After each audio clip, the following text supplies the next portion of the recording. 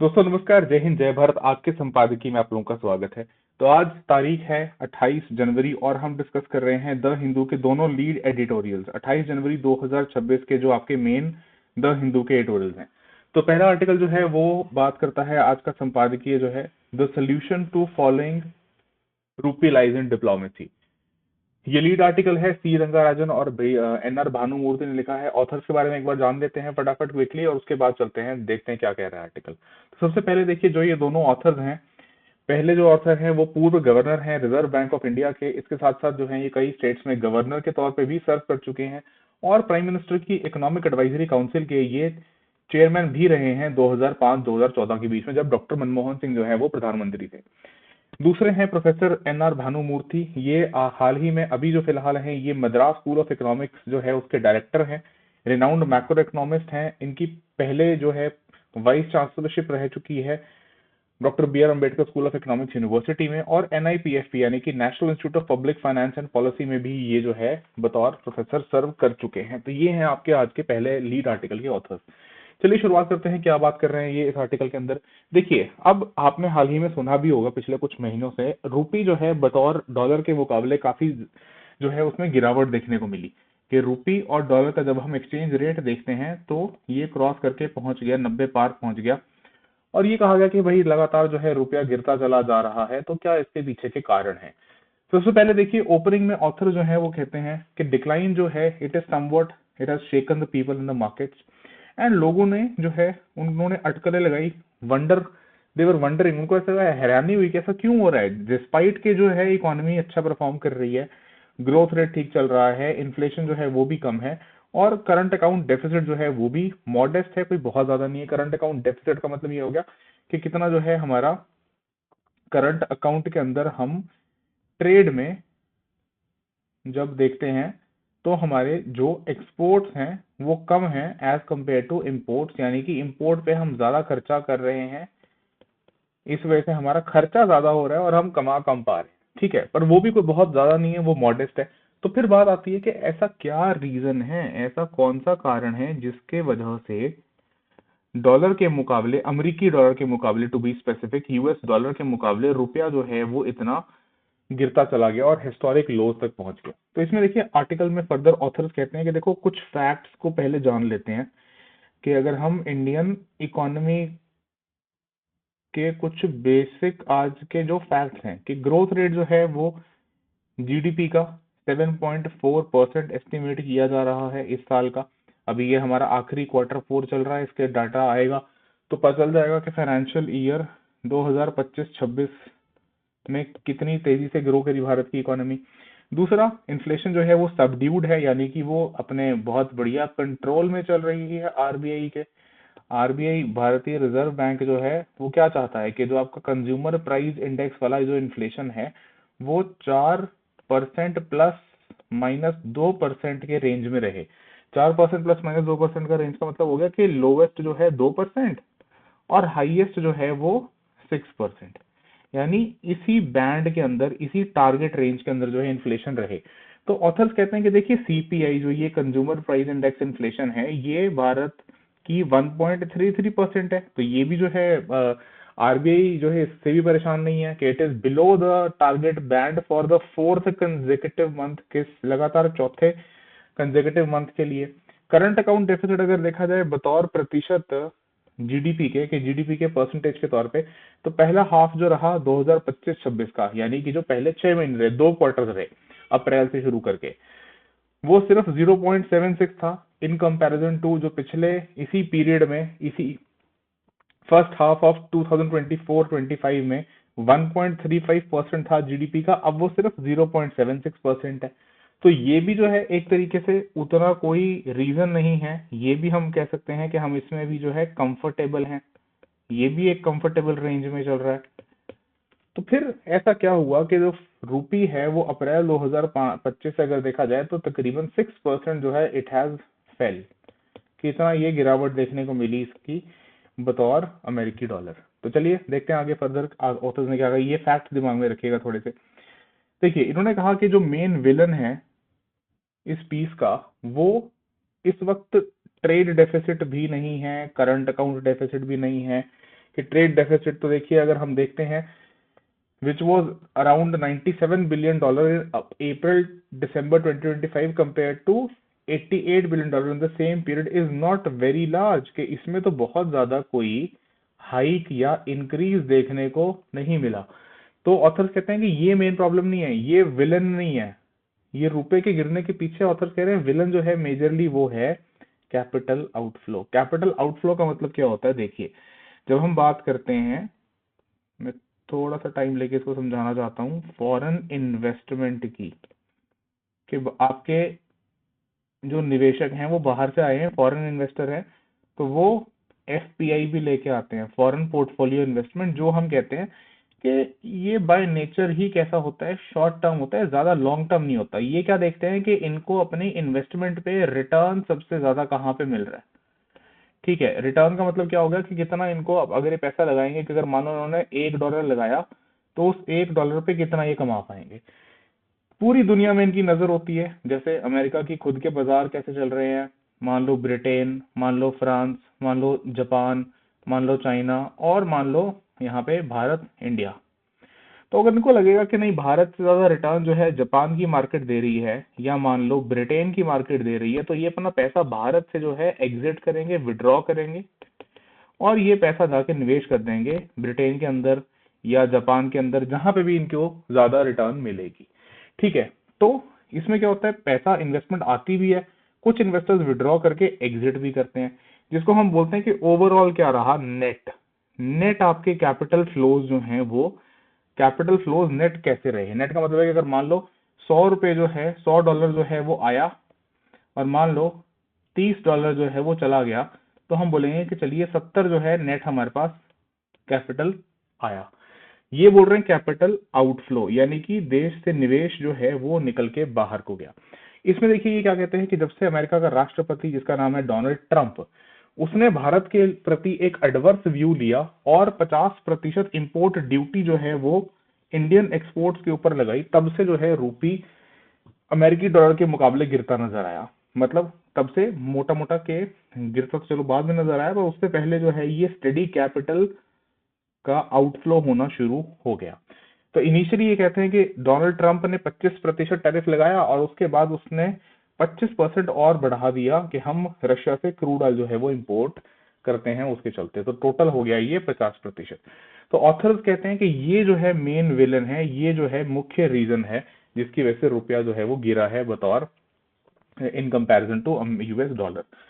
फिर ये कहते हैं कि अब ये जो राष्ट्रपति है अमेरिका का डोनाल्ड ट्रंप, ये कह रहा है कि 25% और टैरिफ लगाएगा उन कंट्रीज पे जो ईरान से ट्रेड करते हैं, जिसमें भारत भी है। हालांकि ऑथर्स कहते हैं कि हमारा ईरान से ट्रेड बहुत ही नेग्लिजिबल है, कि पूरा अगर हम अपना टोटल ट्रेड देखें, मतलब इंडिया का भारत का अगर हम टोटल ट्रेड देखें तो उसका सिर्फ 0.15% जो है हम ट्रेड करते हैं ईरान के साथ। ठीक है, हालांकि इन्होंने साथ में एक चीज को यहाँ पे इग्नोर कर दिया कि अभी जो सरजीए गौर नए जो एम्बेसडर आए हैं भारत में नियुक्त होकर अमेरिका से, उन्होंने हिंट दिया कि ये 25% जो लगाया गया था रूस के तेल के चलते, इसको हटाने की बात सोची जा रही है। चलिए खैर आगे चलते हैं। फिर फर्दर देखिए ये कैपिटल फ्लो के ऊपर ही आगे डेटा प्रोवाइड करते हुए कहते हैं कि अप्रैल से दिसंबर 2024 का जो समय था, उस दौरान नेट कैपिटल इनफ्लो, यानी जो इन्वेस्टमेंट बाहर से आया, कौन से वाला, फॉरेन पोर्टफोलियो इन्वेस्टमेंट, ठीक है, वो कितना था, $10,615 मिलियन। और इसी सेम पीरियड यानी अप्रैल दिसंबर 2025, अब ये ईयर ऑन ईयर कंपेयर कर रहे हैं, जिसको आप YOY बोलते हैं, ईयर ऑन ईयर, कि 2024 का ये अप्रैल दिसंबर और 2025 का अप्रैल दिसंबर अगर देखें तो इसमें ये नेगेटिव हो जाता है with a net outflow of $3,900 million, के कहा जो है एक तरफ $10,600 मिलियन जो है वो आए थे, निवेश आया था, यहाँ जो है ये कह रहे हैं कि माइनस में चला गया ये, मतलब $3,900 मिलियन जो है वो भारत को छोड़कर चले गए। ठीक है, नेट में जो है ये कह रहे हैं कि इट टर्न्ड नेगेटिव, कि नेट कैपिटल आउटफ्लो। फिर ये कहते हैं कि हालांकि अमेरिका के साथ जो है नेगोशिएशन करते हुए काफी महीने बीत चुके हैं, अभी तक कोई एग्रीमेंट नहीं हुआ है, और ऐसा मालूम पड़ता है कि अगर ये रिजॉल्व नहीं किया गया मुद्दा, ये स्टेलमेट का मतलब होता है कि जहां पे चीजें फंसी हुई हैं, ऐसी अगर फंसी रही तो रुपया जो है वो फर्दर और गिर सकता है, ऐसा ऑथर का मानना है। फिर फर्दर ये कहते हैं अ चेंज इन कॉन्टेक्स्ट, कि आपको एक चीज समझनी पड़ेगी कि इसी जो ये विलन वाली डिबेट चल रही है कि इसमें जो है हालात जो है, बोलते हैं ना हालात बदल गए, अरमान बदल गए, जज्बात बदल गए, तो ये भी कह रहे हैं कंटेक्स्ट बदल चुका है। कैसा कंटेक्स्ट बदल चुका है कि भाई देखो, जो ये कैपिटल आउटफ्लो है, यानी कि जो इन्वेस्टमेंट भारत को छोड़कर गई 2025 में, जो 2024 में आ रही थी, वो स्ट्रिक्ट इकोनॉमिक फैक्टर्स के कारण नहीं है, बल्कि वो है डर की वजह से, फियर जो जनरेट हुआ है by hostile attitude of America. कि भाई एक अमेरिका के ऊपर ये सारा कह लो कि ये ऑथर जो है यहाँ अमेरिका के ऊपर सारी बात डाल देते हैं कि अमेरिका ने जो डोनाल्ड ट्रंप ने, मतलब मोटा मोटा कि उस ट्रंप नाम के इंसान ने जो टैरिफ इंपोज करे, उससे जो है इन्वेस्टर्स में डर आया और उसके चलते जो है उन्होंने अपनी इन्वेस्टमेंट को भारत से एग्जिट कर लिया। फिर 2022 में इसी चीज को, मतलब इसी चीज को सपोर्ट करने के लिए कि ये कंटेक्स्ट जो चेंज हुआ है कि इकोनॉमिक स्ट्रिक्ट फैक्टर्स नहीं है इस इन्वेस्टमेंट के जाने के पीछे, बट ये डर का माहौल है जो ट्रंप और अमेरिका ने पैदा किया है। तो ये कहते हैं कि देखो 2022 में भी रुपया जो है वो ऑलमोस्ट 10% डेप्रिशिएट हुआ था, पर उस वक्त ना उसकी आर्थिक हमारे पास एक कारण थे कि इकोनॉमिक एक्सप्लेनेशन थी, हम एक्सप्लेन कर पा रहे थे इकोनॉमिक रीजन की वजह से। जैसे उस वक्त जो ये यूएस का फेडरल रिजर्व है, ये क्या है भाई, ये यूनाइटेड स्टेट का, अमेरिका का सेंट्रल बैंक है। जैसे हमारा आरबीआई है, वैसे उनका सेंट्रल बैंक सुना होगा आप लोगों ने, फेडरल रिजर्व जो है वो है। तो इसने शार्प हाइक किया था इंटरेस्ट रेट में। तो नेचुरल सी बात है कि अगर इनके यहाँ ब्याज दर ज्यादा मिलेगी, जैसे मैंने आपको शुरुआत में ही बता दिया कि भाई देखो, जो इन्वेस्टर होता है वो सिर्फ रैशनल टर्म्स पे ये देखता है कि कहाँ पे उसको अपने पैसे पे रिटर्न ज्यादा मिलेगा। तो जहां उसको रिटर्न ज्यादा मिलेगा वो धड़ल्ले से अपना पैसा वहां लेके जाएगा। तो अगर अमेरिका के सेंट्रल बैंक ने इंटरेस्ट रेट बढ़ाए तो इन्वेस्टर्स को लगा कि यहाँ जाके इन्वेस्ट करने में फायदा होगा, तो ये भारत छोड़ के यहाँ जाके निवेश करने लगे। ठीक है, लेकिन ऑथर्स कहते हैं कि देखो, ये इस 22 में तो एक्सप्लेनेशन ये थी, बट दिस टाइम, इस बार 2025 में जो ये 6% का गिरावट देखने को मिला है रुपए में बतौर अमेरिकी डॉलर के मुकाबले, इसमें ये कहते हैं कि नो क्लियर इकोनॉमिक एक्सप्लेनेशन। हैरानी की बात है। वैसे चलिए देखते हैं क्या कहते हैं फर्दर। सो ये कहते हैं सिचुएशन जो है वो शिफ्ट हो चुकी है, कहां से, फ्रॉम इकोनॉमिक अरीना, मतलब अर्थशास्त्र के डोमेन से शिफ्ट होके आ गई है डिप्लोमेटिक प्लेटफॉर्म पे। मतलब ये भारत की डिप्लोमेसी है कि भाई तुम ट्रेड डील वेड डील कर लो इनसे, इनको जो है जो ये चाह रहे हैं वैसा कर लो, और ये इन्वेस्टमेंट वापस आनी शुरू हो तो रुपया गिरना बंद हो। तो ये कहते हैं कि जब टैरिफ जो है they are getting weaponised for geopolitical reasons, diplomacy is the major route for a solution. ठीक है, कि देखो अमेरिका का राष्ट्रपति इस वक्त जो है वो बौखलाया पागल घूम रहा है। वो क्या कर रहा है, ट्रेड जो है थ्रेटन कर रहा है, मैं तुम्हारा, अब तो मतलब हद तो ये हो गई ना कि यूरोप के जो उसके एलाइज हैं उन तक को उसने थ्रेटन कर दिया। ग्रीनलैंड में जो है कब्जा करने की बात कर दी। तो खैर ऐसे राष्ट्रपति से तो क्या उम्मीद करोगे। पर ऑथर्स कह रहे हैं कि देखो ट्रंप ने यहाँ पे ना ट्रेड को वेपनाइज कर दिया, तो उसका समाधान जो है वो इकोनॉमिक्स में उतना नहीं है, डिप्लोमेसी में ज्यादा है। कि थोड़ा उसको ठंडा पानी पिलाओ, उसको थोड़ा स्प्राइट पिलाओ, सीधी बात, और उसको समझाओ कि भाई देख ऐसा जो है ये सही नहीं है वेपनाइज करना ट्रेड को। फर्दर ऑथर्स कहते हैं कि देखो एक्सचेंज रेट डिटर्मिनेशन की अगर बात की जाए भारत में, तो एक्सचेंज रेट मतलब कि कैसे ये तय किया जाता है कि एक डॉलर जो है वो कितने, या एक रुपया जो है वो कितने डॉलर के बराबर होगा। तो 1993, मतलब जब हमने कह लो न्यू इकोनॉमिक पॉलिसी, या जो फेमसली आप लोग बोलते हो LPG reforms, liberalisation, privatisation, globalisation reform जो आपने किए थे 1991 में, उसके चलते जो है हमने यहाँ पे सिस्टम को चेंज किया था, रिजीम को चेंज किया था। हम शिफ्ट कर गए थे towards the market determined exchange rate. मतलब मार्केट डिटरमिन्ड का मतलब हुआ कि भैया डॉलर की और रुपए की जिसकी जैसी डिमांड होगी उस हिसाब से ये इनका एक्सचेंज रेट जो है वो तय हो जाएगा। अगर डॉलर की डिमांड ज्यादा होगी तो डॉलर का प्राइस बढ़ेगा और रूपी का प्राइस घटेगा। मतलब रूपी क्या करेगा, डेप्रीशिएट करेगा। उस केस में रूपी जो है वो गिरना शुरू हो जाएगा डॉलर के मुकाबले। पर ऑथर कहते हैं कि इस सिस्टम में आरबीआई बिल्कुल भी दखल नहीं देगा, ये बात जो है वो नहीं थी। मतलब ठीक है, मार्केट डिटरमिन्ड होगा कि बाजार तय करेगा, डिमांड और सप्लाई तय करेगी एक करेंसी और दूसरे करेंसी की, पर रिजर्व बैंक ऑफ इंडिया जो है वो कभी भी इसके अंदर दखल अंदाजी नहीं कर सकता, ये चीज जो है इसमें नहीं कही गई थी। System, the new system did not rule out RBI intervention in the foreign exchange market, कि भाई ऐसा होगा कि जब भी चीजें वोलेटाइल होंगी, वोलेटाइल का मतलब होता है कि बहुत ज्यादा जो है करेंसी आपकी फ्लक्चुएट कर रही है और करेंसी एक तरीके से बहुत ज्यादा गिरती चली जा रही है किसी फॉरेन करेंसी के मुकाबले, तो उस समय क्या होगा कि भारत का जो रिजर्व बैंक है वो बिल्कुल इंटरवीन करेगा। तो सिंस 1993 ऑथर्स कहते हैं कि जितने भी गवर्नर आए हैं आरबीआई के, जिनमें ये साहब भी हैं जो एक ऑथर हैं आज के हमारे, they have made it clear that intention is not to use intervention to peg the value of rupee but to reduce volatility। ये जो लाइनें लिखी हैं इसका सिंपल मतलब ये है कि देखो सभी गवर्नर्स ने 1993 से जितने भी आरबीआई के गवर्नर आए उन्होंने ये बात साफ क्लियर कर दी कि देखो इंटरवीन आरबीआई जब भी करेगा तो वो रूपी की वैल्यू को एक निश्चित स्थान पर सेट करने के लिए या पेग करने के लिए, पेग का मतलब होता है to set it at a particular level, कि हम तो बोले कि भाई $1 जो है, हम तो हमेशा ये चाहेंगे कि $1 जो है वो 60 रुपए के बराबर रहे, इसी को फिक्स करके रखेंगे और इसमें ऊपर नीचे थोड़ा बहुत भी होगा तो आरबीआई इंटरवीन करेगा। ये कह रहे हैं ऑथर, कह रहे हैं कि नहीं ऐसा नहीं है, सिर्फ इंटेंशन ये थी कि जब वोलेटाइल होगी सिचुएशन, बहुत ज्यादा फ्लक्चुएशन हो रही है और करेंसी गिरती चली जा रही है, तो उसको ऐसे फ्री फॉल में नहीं छोड़ेंगे। फ्री फॉल का मतलब होता है कि लगातार उसको गिरने नहीं देंगे। ठीक है, चलो फिर ये क्या कहते हैं कि अब देखो बात ये आती है कि यहाँ पे क्या वर्ड यूज हुआ, यहाँ पे शब्द यूज हुआ ये वोलेटिलिटी। तो फिर सवाल उठता है कि भाई वोलेटिलिटी क्या होती है। तो देखो ऑथर्स कहते हैं कि आज तक जो है खैर किसी ने कभी डिफाइन नहीं किया, मतलब ना तो आरबीआई ने ना किसी गवर्नर ने जो है कभी भी इस वर्ड को डिफाइन नहीं किया हमारे हिसाब से वोलेटिलिटी होती क्या है।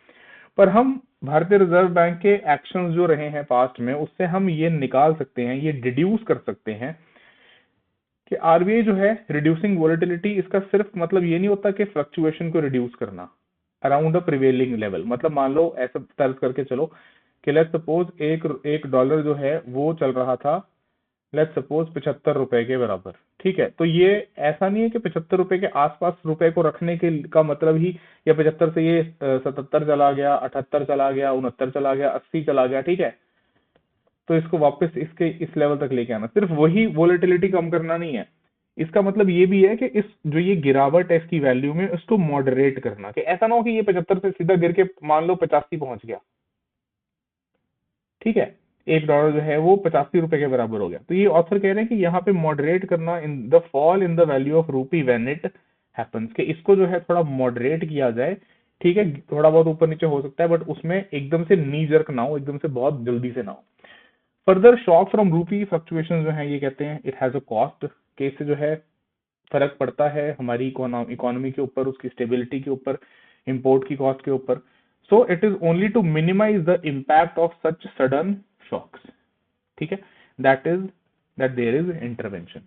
सो even then it is not intervention of RBI to prevent the fall, कि हम देखो ये नहीं कर रहे कि 75 से 77 ना जाए या 78 ना जाए, बट हम सिर्फ ये कह रहे हैं कि थोड़ा स्मूथली जाए, वट एवर लेवल जो है जहां पे ये डिमांड और सप्लाई के अनुसार जहां पे भी जाके सेट होता है। तो अगर मान लो 75 से जाके ये 77 पे सेट होता है तो चलो ठीक है, यहाँ पे सेट हो जाए, लेकिन एकदम से ऐसा ना हो कि लगातार ही गिरता चला जाए।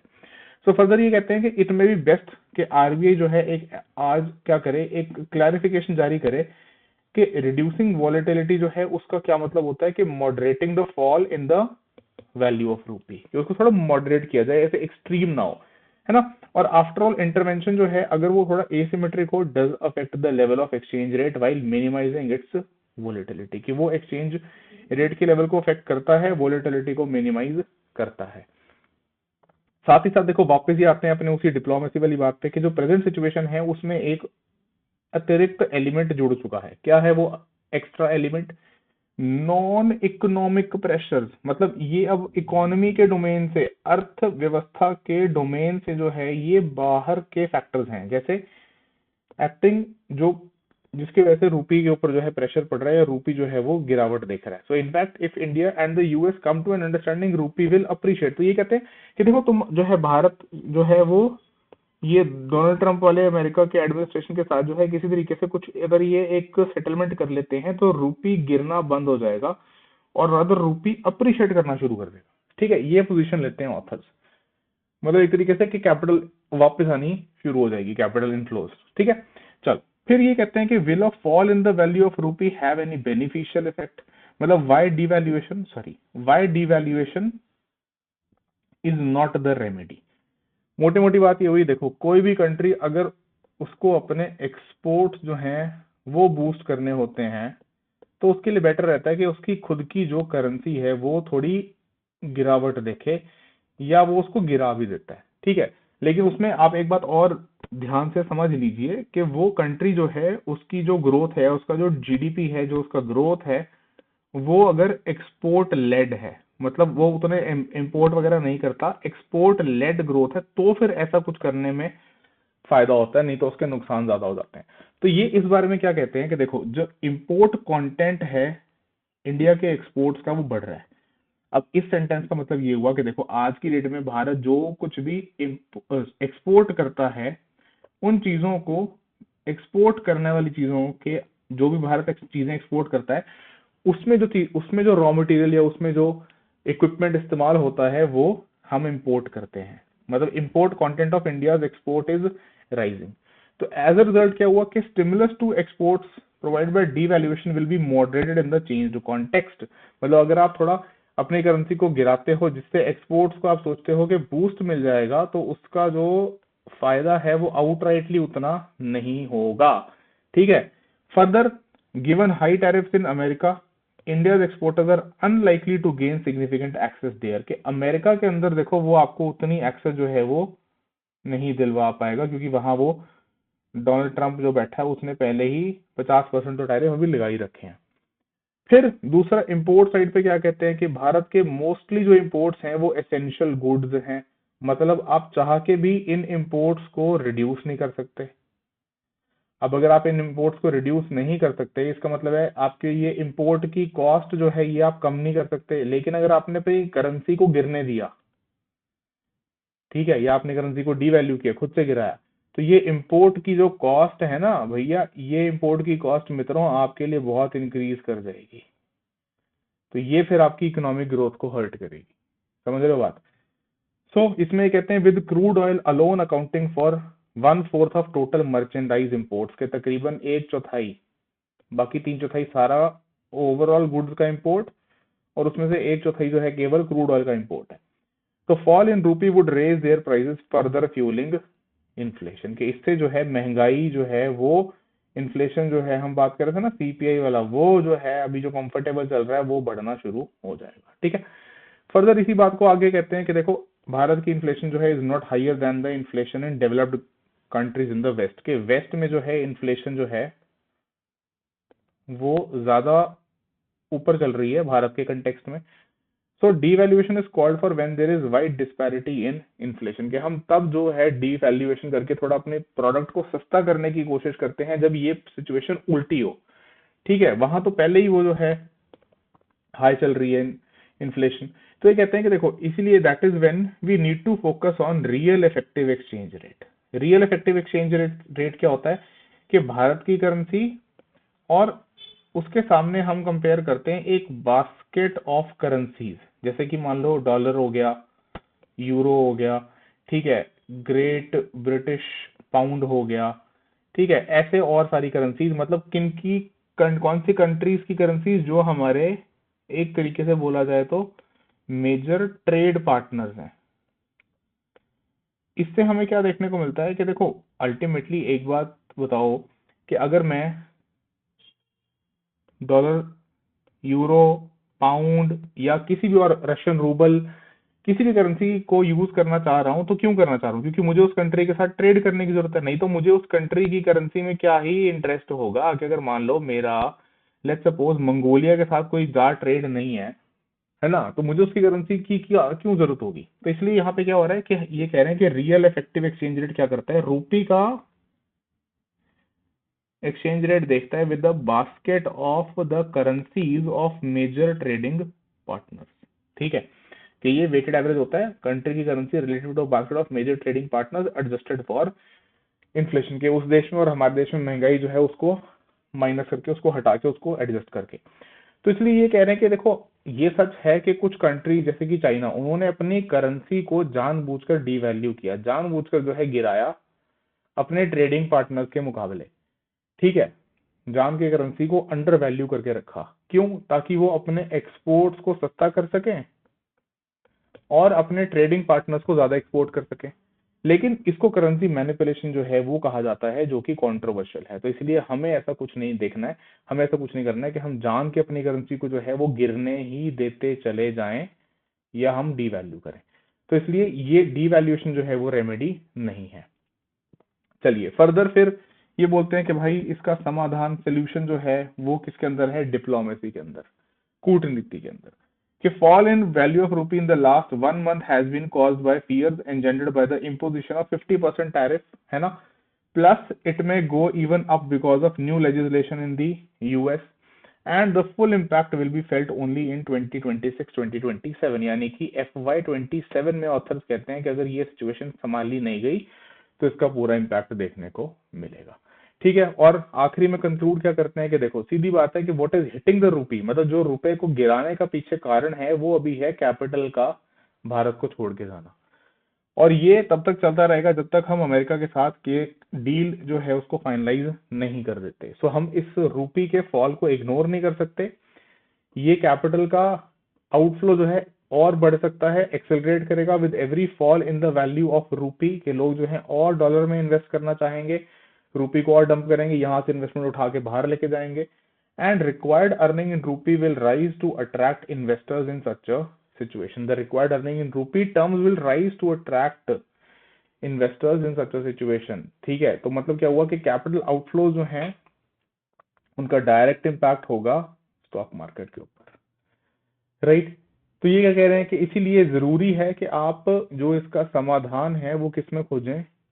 डिप्लोमेसी में, एक डील फाइनल करके यूएस के साथ, ताकि जो ये कैपिटल भारत को छोड़कर जा रही है, एग्जिट कर रही है, जिसकी वजह से रूपी एज कंपेयर टू डॉलर गिर रहा है, वो रिवर्स हो जाए। ठीक है, meanwhile RBI can only smoothen the fall in the value of रूपी। के आरबीआई जो है वो, क्योंकि ये पहले ही कह चुके हैं कि बहुत ज्यादा इकोनॉमिक्स में इसके समाधान दिखाई नहीं पड़ते। ठीक है, चलिए तो ये तो था पूरा ऑथर्स के कंटेक्स्ट में। दूसरी बात देखो, एक मैं यहाँ पे वैल्यू ऐड करना चाहता हूँ कि आप ये भी देखिए कि अमेरिका के साथ सिर्फ ट्रेड डील रीच करने में हमारा ही योगदान नहीं है, अमेरिका खुद भी उसमें जिम्मेदार है। कि अगर आप इस तरह से अपने एलाइज के साथ बिहेव करेंगे और आप कहेंगे कि हर एक्सेस आप अपनी मार्केट की हमें दे दीजिए, जिसमें बहुत मेजर जो बोन ऑफ कंटेंशन है वो है एग्रीकल्चर।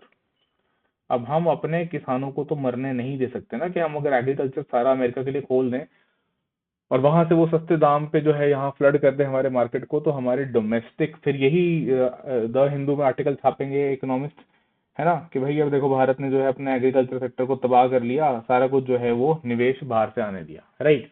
तो सिर्फ एक रुपए की बात नहीं है, there are many other macro economic things जिनको दिमाग में रख के एक्ट करना पड़ता है। ठीक है, चलिए ये था पहला आर्टिकल।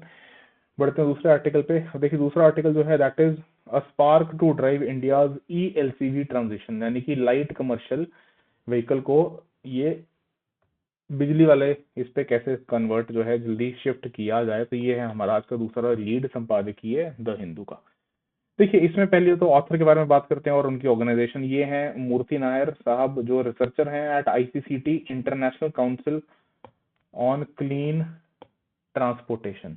ठीक है, ये अपने आप को कहते हैं कि ये भी एक independent non profit research organisation है। और ये किसके ऊपर क्या करते हैं? ये ऑब्जेक्टिव इनका है to provide exceptional objective timely research in technical and scientific analysis to environmental regulators. ठीक है, और ये कह लो कि मतलब मोस्टली इनकी फंडिंग जो है वो यूएस बेस्ड है, यूएस बेस्ड। मैंने जिनका सारा इनके फाइनेंशियल जो इनकी वेबसाइट पे बता रखे हैं। ठीक है, चलिए तो ये उनके साथ एक रिसर्चर हैं जिन्होंने ये आर्टिकल लिखा है। Alright, so let's start. देखो अब ये है तुम्हारे जो ये तुम देखते होगे ना कि जैसे फ्लिपकार्ट या अमेजोन, है ना, एक तो उनका जो है वो बाइक वाले आते हैं डिलीवरी करने, पर अगर पार्सल बड़ा होता है जैसे ये इसको बोलते हैं ना, ये छोटा हाथी टाइप, ये टाटा एस, तो ये ऐसे वाले व्हीकल्स के बारे में बात कर रहे हैं, लाइट कमर्शियल व्हीकल के बारे में, कि भारत सरकार का इनके ऊपर ध्यान जो है पॉलिसी में उतना नहीं रहा है, मतलब सब 3.5 टन। ठीक है, कि ये इस इतनी जो लोड की कैपेसिटी है वो 3.5 टन से जिन व्हीकल्स की कम है उनको हम बोलते हैं लाइट कमर्शियल व्हीकल, ऐसे वाले। ठीक है, ये जो पिक्चर में तुम्हें मैंने सिर्फ रेफरेंस के लिए दिखाया है। तो इसको ये कहते हैं, ये बैकबोन है भारत की बूमिंग ई कॉमर्स इकोनॉमी के। और ये इन्होंने स्टार्टिंग में लिख भी रखा है कि जो तुम ऑर्डर करते हो उसमें से जो है ये डिलीवरी वाले ऐसे ही कुछ ये छोटा आती है, ऐसे छोटा ट्रक लेके आते हैं। तो ये कहते हैं कि जो लाइट कमर्शियल व्हीकल है ये आज तक जो है एक तरीके से ब्लाइंड स्पॉट में रेगुलेशन के उस पे फ्रंट पे काम करते आए हैं, मतलब कोई इनको रेगुलेशन की खास की नहीं गई है। अब जाके पॉलिसी मेकर्स फाइनली एड्रेस कर रहे हैं इस रेगुलेटरी गैप को, जहां लेट जुलाई 2025 में जो BEE है यानी ब्यूरो ऑफ एनर्जी एफिशिएंसी, इसने अनवील किया एक fuel commercial consumption standard proposal LCVs के लिए, जो रोल आउट होगा 2027 से लागू होना शुरू होगा और 2032 तक के लिए वैलिड होगा।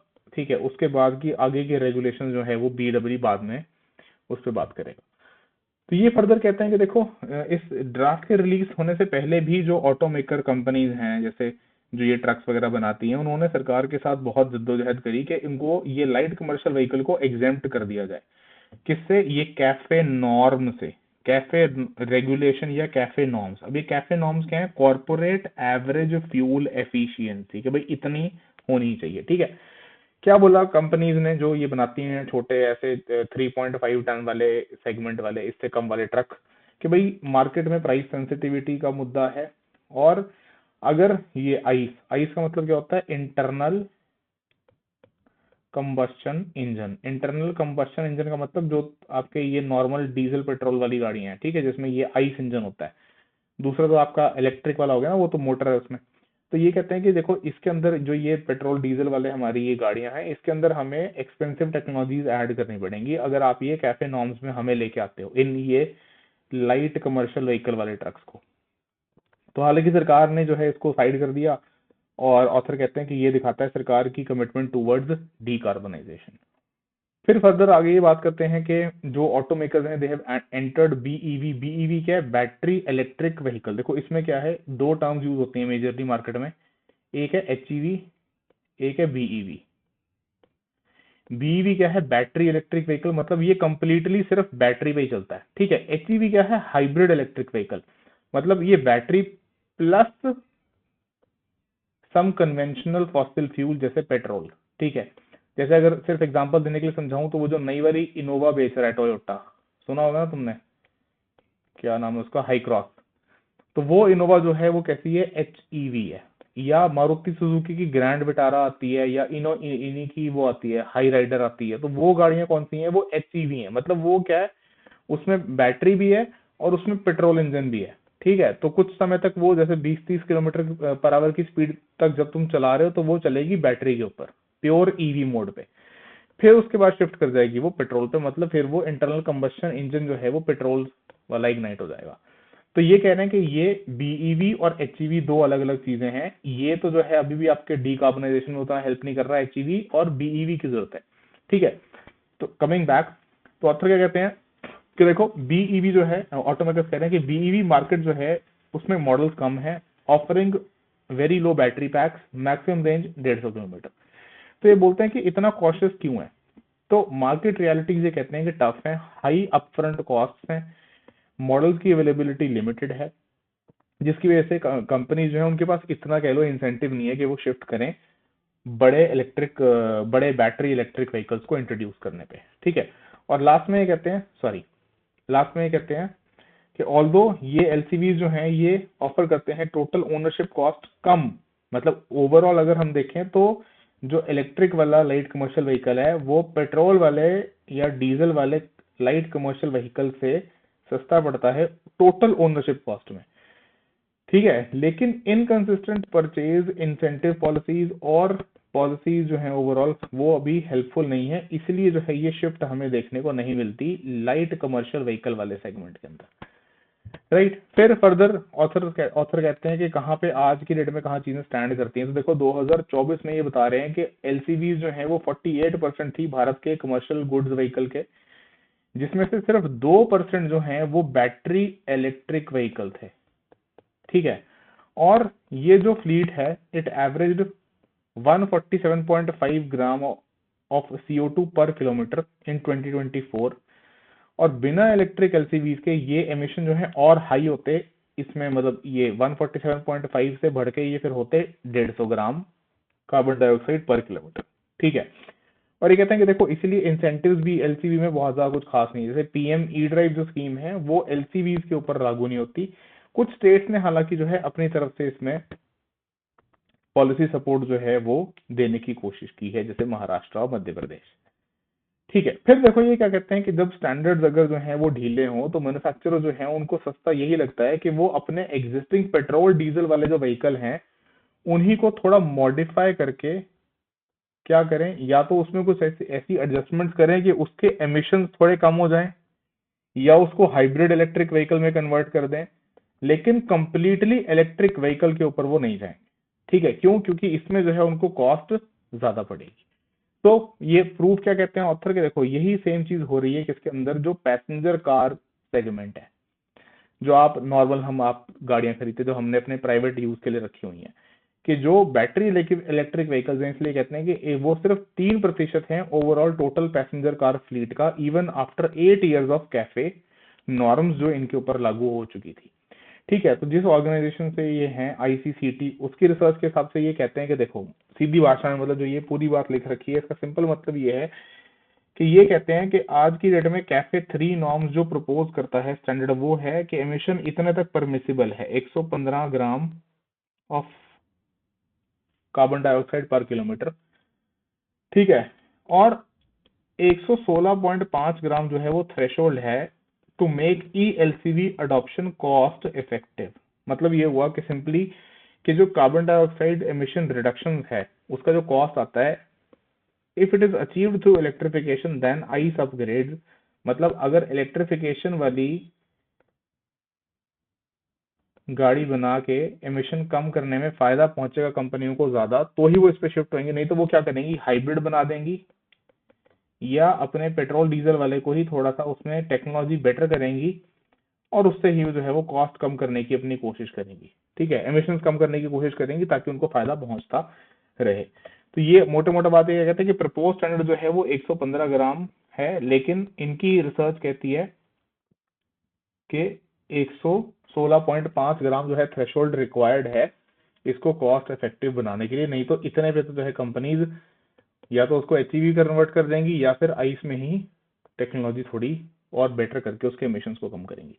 तो ये कहते हैं इसका मतलब ये हुआ कि देखो हाई अपफ्रंट कॉस्ट, मतलब ये चिकन एग जो प्रॉब्लम कहते हैं, देखो इसका मतलब ये कहते हैं कि इनिशियल कॉस्ट जो LCV का कन्वेंशनल पेट्रोल डीजल वाला है वो 10 लाख है। ठीक है, 1 million रुपीज, वाइल जो उसका बैटरी इलेक्ट्रिक व्हीकल है वो इससे महंगा आता है, तो इसलिए ट्रांजिशन में रिलक्टेंस है। दूसरा, इलेक्ट्रिफिकेशन मोमेंटम वो स्पर करता है innovation, cell, production, together with falling battery prices reduces BEV upfront cost. लेकिन उसके लिए आपको इस पे थोड़ा शिफ्ट तो होना पड़ेगा, तभी तो ये सारी चीजें होंगी। तो इसलिए बात ये आती है कि चिकन पहले या एग पहले, कि मतलब पहले इसको एक्सपैंड करवाएं या पहले जो है इसमें इन्वेस्टमेंट करें। So high upfront cost, limited availability models का, ये सारा कंस्ट्रेंट करते हैं कि अभी डिमांड इलेक्ट्रिक एलसीवीज की नहीं है, डिस्पाइट कि जो है इसकी टोटल ओनरशिप कॉस्ट वो पेट्रोल डीजल वाले उससे थोड़ी कम ही पड़ती है। ठीक है, चलिए लास्ट में फिर कैटलाइज करने के लिए इस पेनिट्रेशन को ये एग्जांपल देते हैं कुछ बाहर के देशों का, जैसे चाइना का, यूरोपियन यूनियन का और अमेरिका का। ये कहते हैं कि देखो इन कंट्रीज ने क्या किया, इन्होंने एक सिस्टम यूज किया जिसको कहते हैं सुपर क्रेडिट मल्टीप्लायर, जो काउंट करता है BEV को multiple times while calculating compliance. ठीक है, तो ये कह रहे हैं कि भारत में भी जो है ऐसा ही कुछ जो है और बढ़ चढ़ के करना चाहिए। देखो इसका मतलब क्या होता है मैं समझाता हूँ।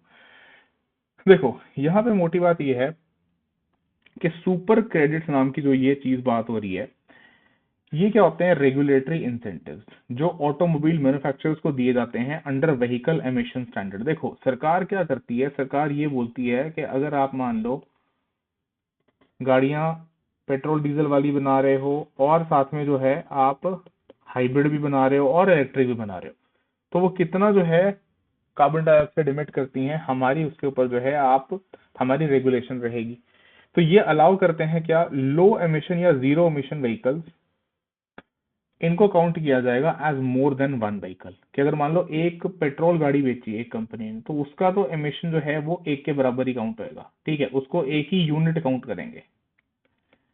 लेकिन अगर उसने मान लो एक बेची बैटरी इलेक्ट्रिक व्हीकल वाली गाड़ी जो पूरी बैटरी पे चलती है, तो इसको एक यूनिट काउंट नहीं करेंगे, इसमें फायदा पहुंचा देंगे तुम्हें कि 2 या 3 या 5 जैसा भी रेगुलेशन होगा उतने यूनिट जो है वो काउंट करेगा। तो उस कंपनी को वहां पे अपने एमिशन नॉर्म्स मेंटेन करना जो है आसान हो जाएगा, कंप्लायंस उसकी आसान हो जाएगी, ठीक है। जैसे फॉर एग्जांपल मान के चलो कि एक कंपनी है, उसकी 10 गाड़ियां हैं, ठीक है, विदाउट सुपर क्रेडिट्स, तो ये इसमें 10 यूनिट के हिसाब से काउंट की जाएंगी। लेकिन अगर मान लो इसके पास 2 इलेक्ट्रिक व्हीकल्स बेची, तो ठीक है, तो ये एक ईवी जो है, सॉरी एक ईवी मान लीजिए, एक नहीं दो नहीं, एक ईवी इसने बेची, एक इसने बैटरी इलेक्ट्रिक व्हीकल बेची, तो ये एक जो है एक काउंट ना होके 2 यूनिट काउंट होगी, ठीक है।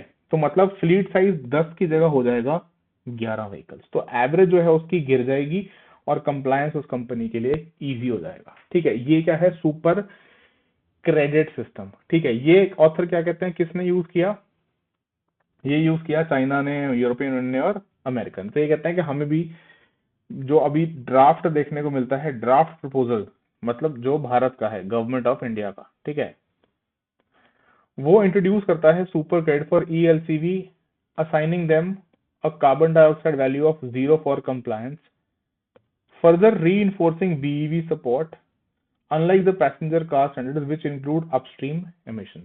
लेकिन इन्होंने ये कहा कि देखो ये ऐसे ही क्रेडिट्स और किसको एक्सटेंड करता है, हाइब्रिड वालों को भी, and apply CO2 offset factors to select ICE technology. Select ICE technology मतलब कुछ पेट्रोल और डीजल वाली गाड़ियों या पेट्रोल डीजल वाले जो इंजन यूज करते हैं उनको भी ये इस प्रकार के जो पॉलिसी सपोर्ट है वो एक्सटेंड करता है। तो मतलब मोटा मोटा यहाँ पे ये कह लो कि ऑथर कह रहे हैं कि ये सपोर्ट जो है वो आपको करना पड़ेगा सिर्फ बैटरी इलेक्ट्रिक व्हीकल्स को, और इस सपोर्ट को आपको खत्म करना पड़ेगा जो ये हाइब्रिड इलेक्ट्रिक व्हीकल है और जो कुछ ये आप आइस व्हीकल्स की बात कर रहे हो, ठीक है, ये जो इंटरनल कंबशन इंजन है।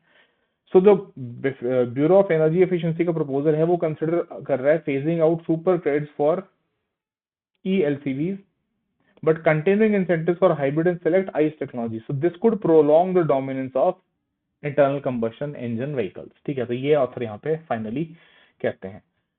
चलिए फर्दर ये तो हमने देख लिया एक्स्ट्रा शॉर्ट्स। तो नेक्स्ट आगे इसमें बात क्या करते हैं कि अब आगे वे फॉरवर्ड क्या है, कि सोल्यूशन किस तरीके से है। तो ये कह रहे हैं कि देखो भारत के पास सारी चीजें हैं, इसको बस एक साथ एक कोहेरेंट तरीके से लेके आने की जरूरत है, स्मार्ट पॉलिसी डिजाइन की जरूरत है, एक stringent standard which makes electrification economically compelling. मतलब ये थोड़ा कह रहे हैं, जो यहाँ से टोन दिखती है कि थोड़ा आपको फोर्सफुली करवाना पड़ेगा, थोड़ा फोर्सफुल हो कि आप जो है उस पॉलिसी को पुश करो, स्ट्रैटेजिक यूज करो इंसेंटिव्स का, यही जेन्युइन ट्रांसफॉर्मेशन ड्राइव कर पाएगा, ठीक है।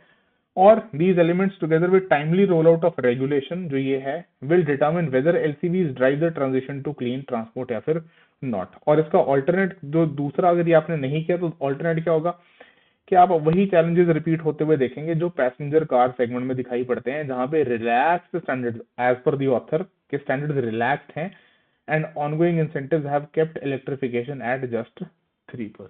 ठीक है, तो ये जो है ऑथर का टेक है इसके अंदर, राइट। बट इसमें कुछ और एक्स्ट्रा पॉइंट्स जो मुझे लगता है कि देखिए आप बिना एडिक्वेट इंफ्रास्ट्रक्चर के, मतलब कि हमारे पास चार्जिंग स्टेशन जो हैं वो कितने हैं, हमारे पास कितना जो है